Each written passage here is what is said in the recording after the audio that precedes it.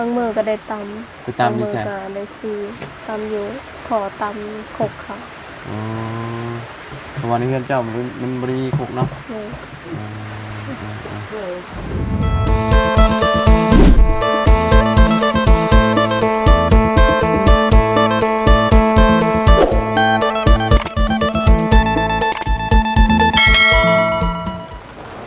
อ๋อๆ ยากอะดีพี่น้องเนาะไปใส่มาใส่ก็ได้ฝนตกนี่เปื้อนโอ้หมื่นเบิดเลยพี่น้องเอ้ยเอาเนาะไปใส่บ่ได้พี่น้องเอ้ยช่วงนี้ก็ได้นี่แหละมื้อนี้ก็เข้ามาหาทั้งน้องหัวเพิ่นอีกคือเก่าเป็นจังไดคือเห็นไปสอนปูสอนปลาพี่น้องโอ้ได้หลายอยู่บ่เนาะฝนตกเนาะน้ำบ่มากเป็นหยังบ่ไปสอนปลาสอนในเซ่บ่หรือว่าจังไดพี่น้องเอ้ยเนาะเอาก่อนอื่นก็กราบสบายดีและสวัสดีพี่น้องกันเบิดสุขุสุคนพี่น้องกันเนาะพอกันบรรยากาศก็บ่ค่อยโอเคปานใดมื้อนี้เนาะเอา ลุงเมาหลานด้วยเหรอโอ้เนาะบรรยากาศแบบนี้มันเปื้อนพี่น้องเลยไปยากลำบากเนาะไปสันเดียวนะไปเบิ้งทางนั้นก่อนพี่น้องเป็นยังไงได้ปลาลายบ่เอาก่อนอื่นกับไปหาเบิ้งหนังเข้มก่อนมันเปียกมันระบ่นี่มันเป็นตะจี้บ่เนาะฮะจังหวะนะเนี่ยเนาะบ่ายแล้วทุบอยู่นะบรรยากาศฝนตกลิ้นจริงๆโอ้มื้อนั้นลุงเพิ่มทุบจีมันแซ่บดีเลยพี่น้องเลยยอมรับว่าแซ่บแต่ว่ามื้อนี้นี่คือสิบ่ได้ทุบดอกพี่น้องมีแต่ให้เราจีไว้กินกับข้าวน่ะพี่น้องเลยมายามใดก็ย่อข้าวย่อน้ำเนาะมื้อนี้ก็หนึ่งข้าวจักบ่คนกุ้มจักเนาะโอ้เพิ่นมาแต่ไสเด้เนาะโอ้โดยยากเนาะลำบากเบิ่งหาล่างอันนี้ก่อนพี่น้องเอ้ยล่างตีนก่อนเปื้อนใครอยู่ฝนยังตกอยู่น้ำกันยังพอได้อยู่ตกเอาไหมเนาะฮึบเปื้อนนี่ในตารางเราก็ได้เนาะน้ำเข้าเบิ่งฉากคอยขึ้นไปเทิงกันเด้อโอเคไปเนาะไปวันไรเดี๋ยวขึ้นเบิ่งก่อนเทิงก่อนเพิ่นเฮ็ดมาให้กินเด้อปลาบ่โอ้ยังบ่ได้จี้หรอกวันไรเพราะมันเปื้อนนี่นะนี่เปื้อนคักดีเนาะเบิ่งปลาแล้วก่อนสอนปลาเป็นตะยันมื่นแท้เนาะฝนตกเนาะโอ้มันสิบ่รุดลงบ่นี่นะไฟเสียวกับบันไดเดี๋ยวนี้เคยอันมื่นหลายเทื่อแล้วฮะเฮ็ดยังนั่นโอ้โหช่วยเข่าบ่โอ้เฮ้ยหนึ่งเข่ายังคือไฟคือมีไฟบ่อุ่นหน่อไม้โอ้อุ่นหน่อไม้บ่โอ้วันหนึ่งเข่าคือมีไฟเหรอโอ้ยเนาะตากเข่าอยู่นี่เลยบ่โอ้กินข้าวทั้งนี้โอ้ให้ผมมีไฟเปิดบ่บอลนี่นะบนนี้มันมีไฟดับไฟดับบ่โอ้มืดสำเนาะโอ้มันอยากมืดเนี่ยได้อยู่นี่เนาะขึ้นมานี่กันเป็นตะมืนเนาะตะมืนนี่ได้เอาหนีบไม้ก่อนโอ้ยเราไปนั่งกันเด้อจังหวะนั่งมืนตกนี่เยอะอีกเนาะโอ้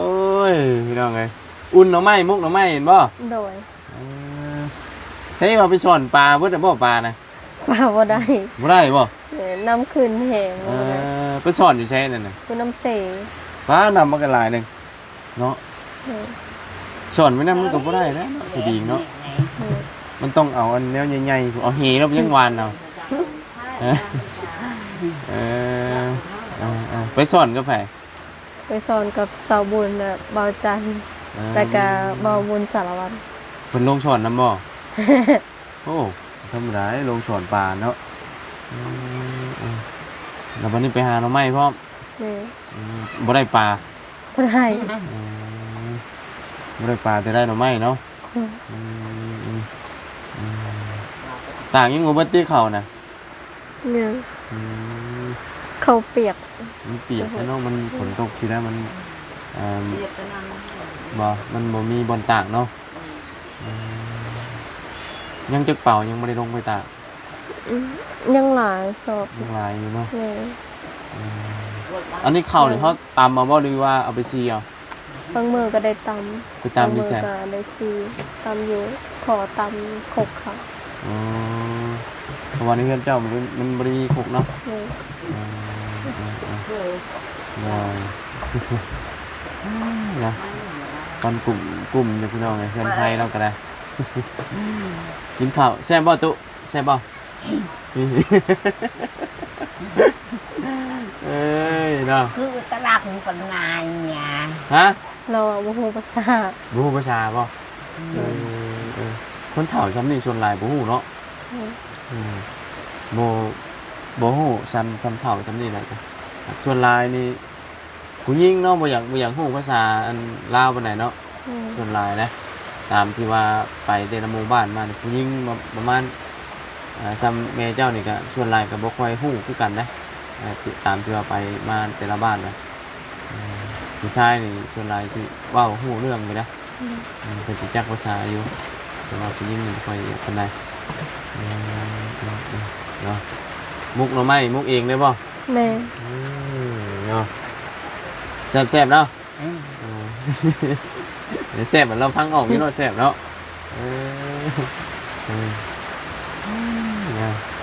อยู่กันอันนี้ไฟนี่มีตู้บ่หรือว่าไฟนี่ เป็นน้าสาวของแม่เป็นน้องสาวของสะเฒ่า เป็นน้าสาวของแม่ แม่ จักปีแล้วตู้จักปีแล้วอยู่อ่ะ ทุกตลาด เราได้ประมาณ70ปลาย ประมาณ70ปลายแล้วอยู่กับไผแล้ว ก็อยู่นำลูกสะใภ้กับลูกสาว ผัวเราก็เสียแล้ว แม่ อยู่ลูกสะใภ้เป็นน้าสาวของแม่เนาะ โดด ตกบนมือเนาะฝนโอ้ยตกแบบว่าบ่หยุดบ่หย่อนเลยเนาะไปใส่ก็ลำบากไปหาหน่อไม้นี่ก็ตอนไปสอนนี่ก็ฝนตกสิบ่ แม่ มันบ่ย่านปีงบ่ ขย่าน ฮะมีบ่ปีงอยู่ในเซ มี อุ้ยคือกล้าไปอาบน้ำซะ ยามนำขึ้นนี่มันน่าจะบ่มีหลาย บ่โอ้ทำบ่บุญนี่ย่านนะย่านแห้งในปีงนี่ที่สุดเลยปีงนี่ลงน้ำนี่บ่กล้าลง เพราะว่าปีงมักจับหั่นนะเพราะยางขามห้วยซื่อก็ยังจับหั่นนะแบบบ่ได้หึงเลยยางขามซื่อ อันนั้นเจ๊อันจามกับอะไรเมื่อเห่า เฮ้ยฝนหัวบ่ตกมาบ่เปียกเนี่ยเนาะ เชื่อมันเลย ตอนตุ่มโอ้ยแมวกับหนาวเนาะนั่งพิงไฟอยู่ยังไงฝนตกฝนดินก็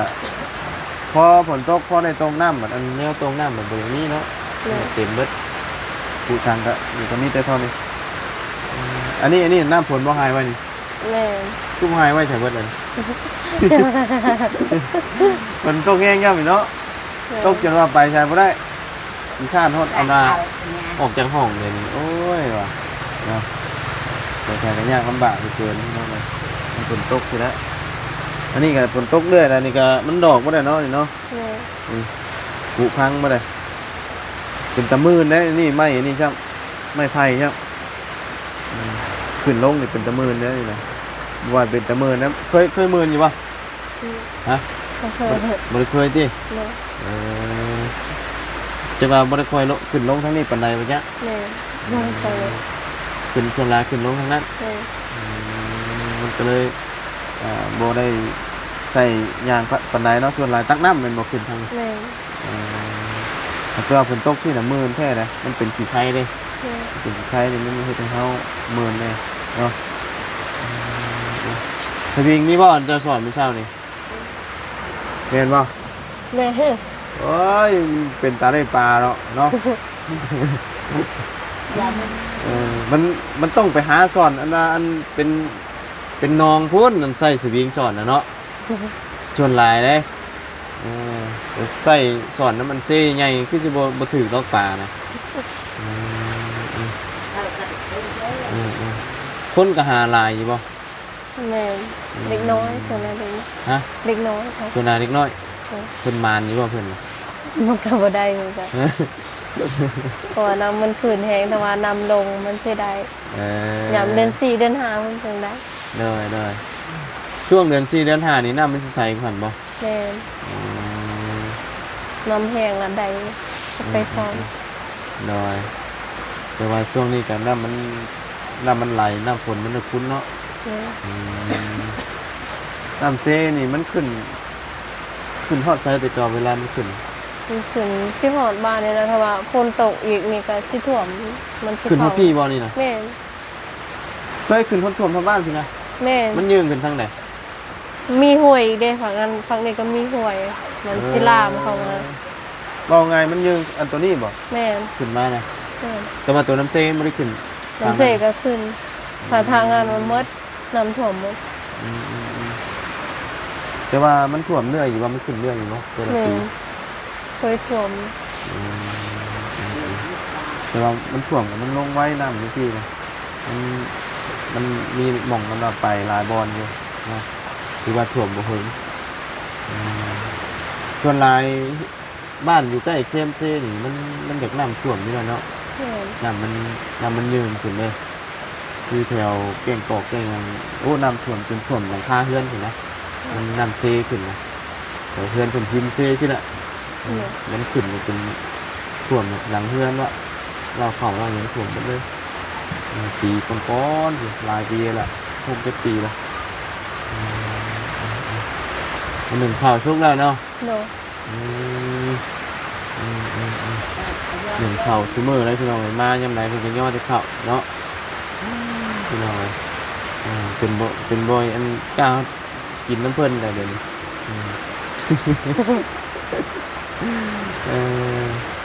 เดี๋ยวไปคือเจ้าไปเพื่อนอื่นเพิ่นก็ย่อกันบ่ โน ฮะ โน หรือว่าฮะหรือว่าเป็นเฉพาะช่วงเฮามาสิหรอ บ่ไป เหนื่อยจะนั่นมูด ฮะได้ตุ แต่ว่าฝนตกให้เข้ามา นั่งนี่ก็ได้บ่ได้ถึกเนาะเขามีเป็นจ้องอยู่นี่บ่กันจ้อง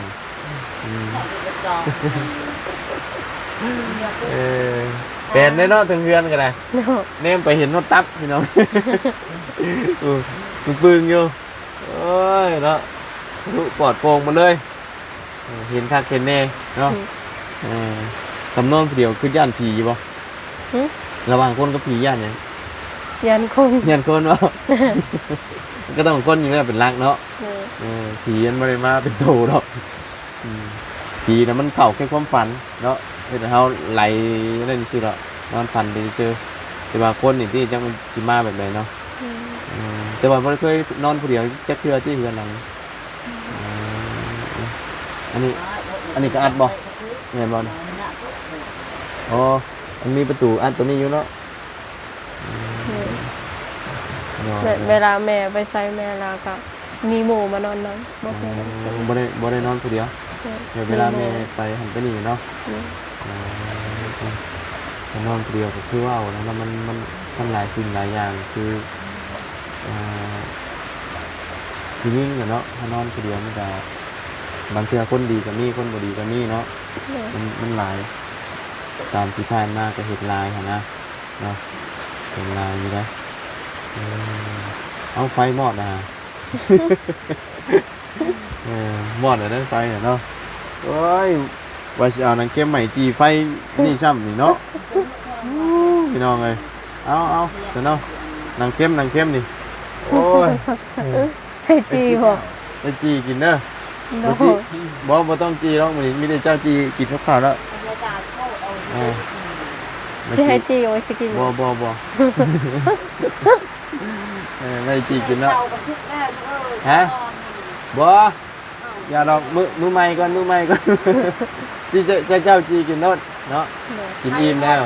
กินก้อนกินข้าวก้อนหนึ่ง โอ้กินนี้เนาะกินเรื่อยนะ ก้อนละใหม่ บุได้ไปใส่ได้กินแต่ข้าวนะถ้าข้าวเจ้าเบิดใช้ได้ไหม หมดอันนี้ว่าหมดยันลูกเก็ดนี่นะ เบิดอะไรได้บานนี่เนาะกินแล้วเนาะกินตอนมาเห็นเด้กินกับอันน่ะมุกน้ำไม้เพื่อนนี่แหละแห้งนี่เนาะคนมันหยุดเลย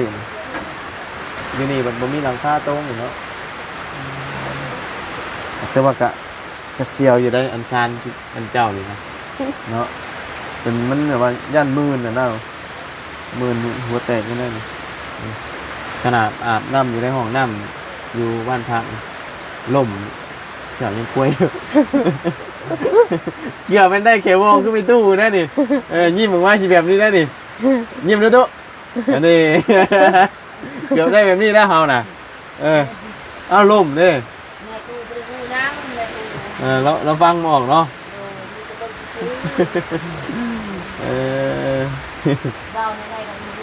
เนยเกือบไม่ได้เขียวบองขึ้นไปตู้ว่ะล่มเนี่ยล่มออกข้างหน้าลงเลยเนี่ยล่มในห้องน้ำนะ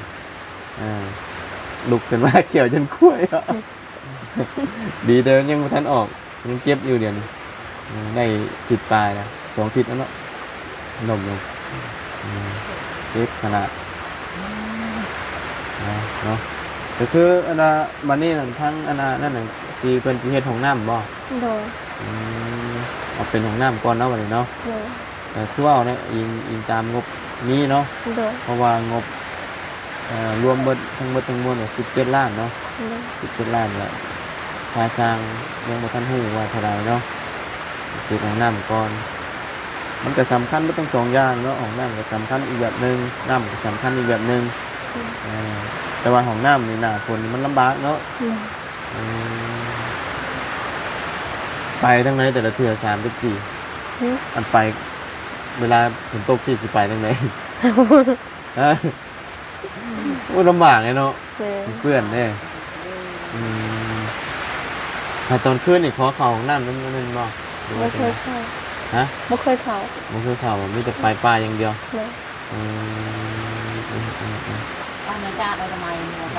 มันก็ลำบากอันตัวนี้เนาะตัวฝนตกอีกแต่ว่าน้ำมันก็20 ล้านเลยคุณนะน้ำเนาะ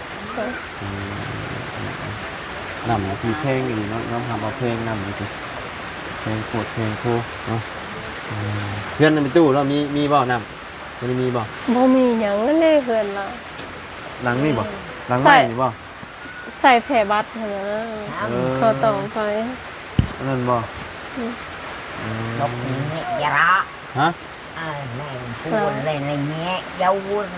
มันหัวบ่ฝนตกมันหัวเปียกบ่เปียกเนาะเงี้ยนี่เปียกบ่หรือว่าที่ไหน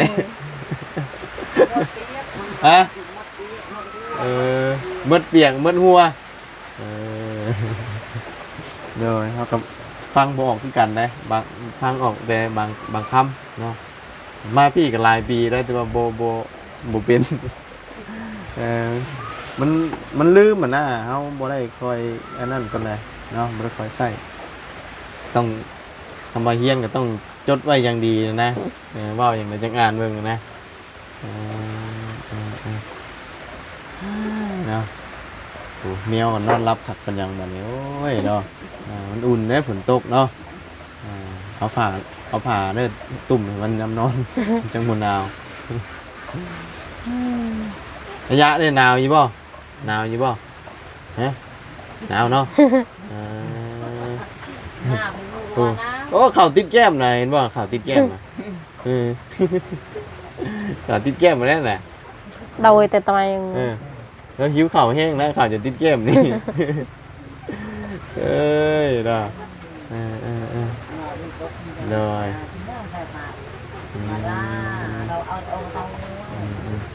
เลย เอาน้องหัวไปสอนปลามื้อนี้ก็บ่ได้ซ้ำเนาะ โดย โอ้บ่ได้จักโตเลยบ่ ได้สองโตวแต่ว่าปล่อยมาแล้ว มันบ่พอสิเฮ็ดกินติ โอ้ยเนาะเออ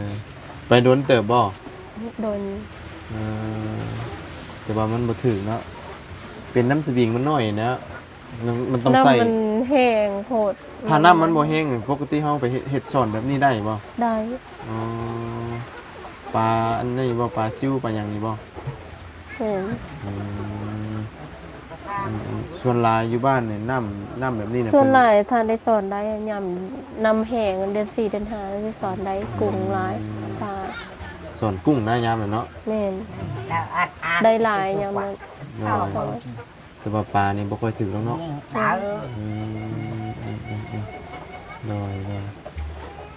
ผูไก่สองตัวแล้วมันเตรียมสิเข้านอนได้เนาะใส่บนไก่นอนมานอนอยู่ ข้าง อยู่นี่โอ้จังพอมีขี่มัน ๆบ่อยู่ มี เนาะ บ่ฮะ บนสาบ อันนี้เหรอวะ โหด ตารางพี่บ่ มัน อันนี้บ่ แม่น เขานอนหมู่นี่เลย แม่น มันคือนอนนี่เนาะ อืม เออขึ้นมาเองมันเลยเหรอวะ แม่น อืมคือมันเคยขึ้นมานอนเทิงเนี่ยเนาะมันกันนอนนี่ประจำไปสันเนาะฝนตกเศร้าเลยจะได้เดินทางกันแล้วบัดนี้เนาะไปสามีแต่มื้ออื่นพุ่นน่ะจังสิมาหาใหม่เด้อ โดย โดยเนาะอันนี้จีกินเด้อ โดยขอบใจได้ทาง โดย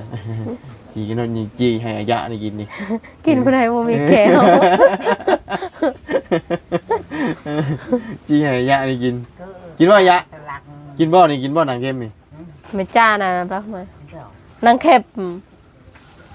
นี่แค่พอรถได้ เตะจานไงเอากันไหน มันเข่าวงๆมันบ่ กินบ่ได้บ่มีแก้ว เลยยังดีได้เรายังอันน่ะอายุหลายเลยเนาะเอาจะอยู่ว่าจำเล่าดูว่า คนสมัยตะกี้ก็อยู่ทนอยู่ได้สมัยชั่วโมงนี่อยู่บ่ค่อยทนนะเนาะ เตะจานก่อนกันไหนออก อืมไปจะไปเด้อฉันเด้อ โดย โดยไปสบายดีเด้อน้องเด้อ สบายดี โอเคเอาไม้มาก่อนบานนี้เนาะอุ่นอันน่ะอันนี้พี่น้องเลยอุ่นหน่อไม้มุกหน่อไม้เนาะโอ้เราก็เห็นกินแซ่บเด้อแล้วก็เนาะไปพี่น้องเลยฝนตกฝนดิน